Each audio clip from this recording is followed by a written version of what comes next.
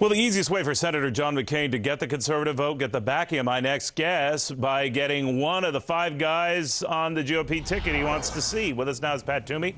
Pat is president of Club for Growth. Pat, good to have you back. Thanks for having me, Neil. Pat, I want to run through some of the key conservative guys you're looking at, because they're all conservative. They're all very big advocates for tax cuts and the like, something that you find a little suspicious in the McCain background. But if we can go through some of the prominent ones here. Sure. Steve Forbes gets the most attention because he's probably the most well-known of the names. What's his draw? Well, the draw is that Steve Forbes is famous for being a great business leader and also very, very knowledgeable about not only American economy but global economics. John McCain has acknowledged his own unfamiliarity with economic matters, and so Steve Forbes would immediately provide credibility, and he'd provide it, importantly, across the entire Republican spectrum. I think it's critical that Senator McCain select someone who can unite the Republican coalition. Steve Forbes is very popular with just about all Republicans, very credible with independents and many Democrats. So I think he's being very credible. Interesting choice.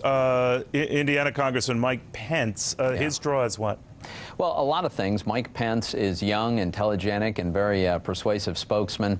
He's also an evangelical Christian himself, and so some social conservatives would find that appealing.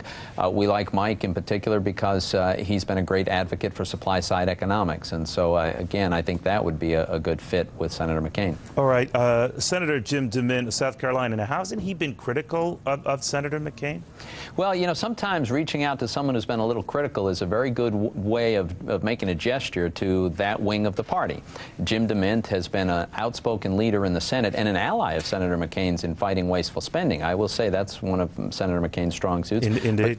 But Senator DeMint goes beyond that, advocating for very constructive Social Security reform and education reform, very, very respective of the power of markets, and he'd be strong. All right, Pat, I'm sorry to keep jumping on you, but for time purposes, Phil Gramm, the former senator of Texas, there the problem might be combined, they're 286 years old, right? Not quite, but the thing about Senator Gramm is he was a giant in the Senate for many, many years as the strongest and most knowledgeable advocate for free markets and limited government, the prosperity that comes from that. And so, again, it's a good complement to some of the areas where Senator McCain's Well, it might be a good compliment, but I think the rap you'd get on that is 2 old white guys, but who knows? Now, Marshall Sanford Jr., another one from South Carolina. What's the draw there? Mark Sanford, well, he's a governor, and of course it'd be nice to have someone with an executive background. He's young and telegenic and articulate as well. He's got a great record of standing up to wasteful spending even within his own party in South Carolina,